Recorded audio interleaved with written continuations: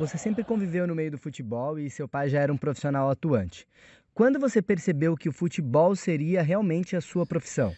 Acho que desde quando eu me entendi por gente, né? Eu nasci dentro de um campo de futebol.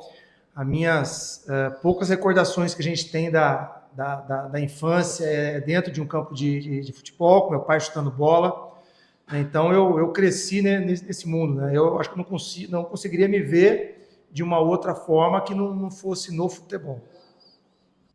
Você estreou cedo e chegou a ser jogador na base, mas não demorou muito para deixar os campos e se dedicar ao estudo técnico.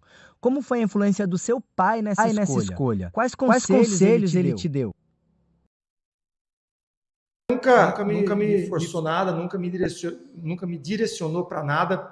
Né? Ele sempre me deixou muito à vontade para escolher, né? Para trilhar os meus caminhos. Mas ele sempre me aconselhou bastante.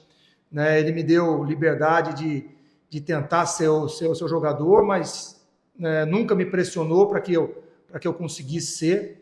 Lógico que né, ele sempre tinha admiração, o primeiro filho homem dele, talvez virar um jogador ou dar continuidade, isso eu sempre percebi, mas ele nunca me colocava como um peso. Né? Então eu começo a jogar e a decisão de encerrar a carreira como atleta foi minha, né?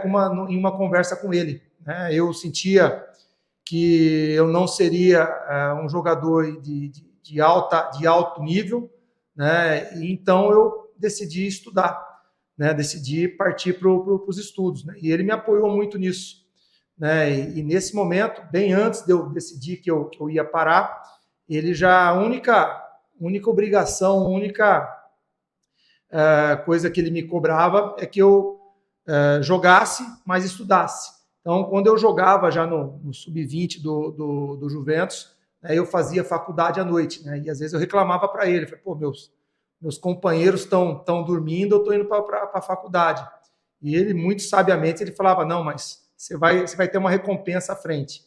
Né? E aí, quando eu vi que as coisas no futebol não ia dar, e talvez ele já sabia disso, ele já tinha enxergado por isso essa exigência dos estudos, né?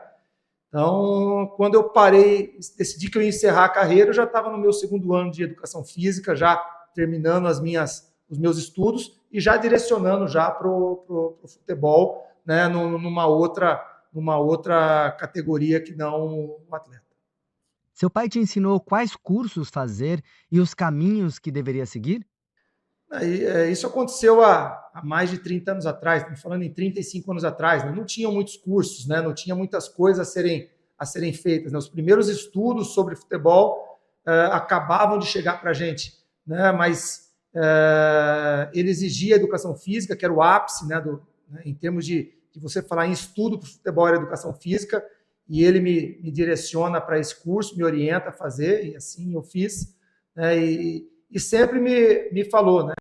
Quando eu comecei a trabalhar com ele, né, ele sempre tinha um questionamento que anos depois isso se torna real, né?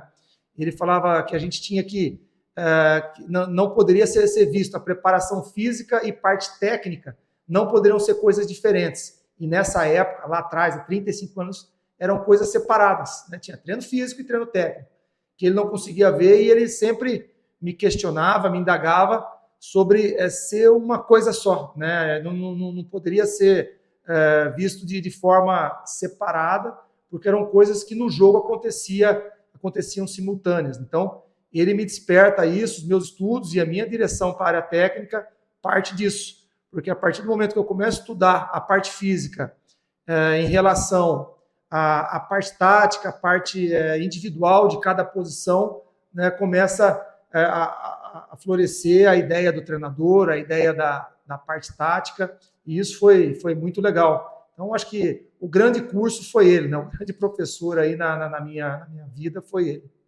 Enquanto técnicos que são, como é essa troca entre você e o seu pai? A troca é diária, né? Fico feliz agora que ele voltou a trabalhar, fico feliz que ele está fazendo um grande trabalho na Ponte Preta, um time que ele é referência, que ele é muito respeitado, né? E sempre falei para ele que ele tinha e tem muitas qualidades, né? Para abandonar o futebol. O futebol precisa dele né? Eu vi um cara com uma sabedoria gigante, com uma leitura de jogo como poucos têm hoje, né? Pouquíssimos treinadores têm a leitura, e o mercado, de repente, deu uma menosprezada.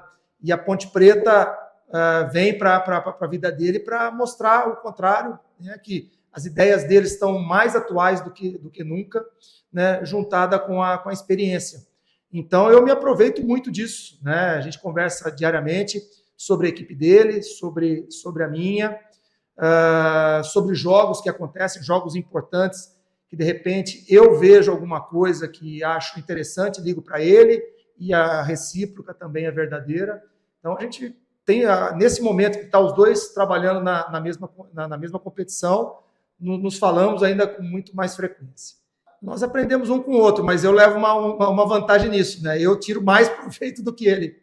A experiência dele é muito grande, né? Então, lógico que a gente sempre tem alguma coisa para passar, né? Mas eu levo vantagem nisso porque eu procuro buscar, né, tirar muito mais dele do que propriamente ele de mim. E para finalizar, responde aí. Como é o almoço de família ideal? A gente junto, né? É muito difícil, né? A gente tá junto, né? Semana passada foi aniversário dele, ele fez um almoço com meus filhos, a minha esposa, meus irmãos, meus sobrinhos, né? E eu estava simultaneamente jogando, né? Então a gente não conseguiu tá junto ali. Mas o almoço ideal é a gente junto, né? Dividindo o mesmo prato, isso é o ideal para mim. Você gostaria que seus filhos seguissem a profissão ou no meio do futebol?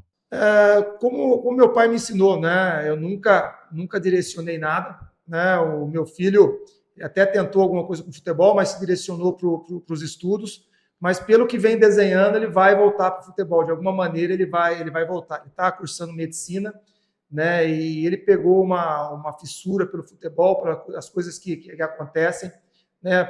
Fatalmente ele vai chegar no futebol também, mas sem uma interferência minha, né? Deixar ele pelo gosto dele.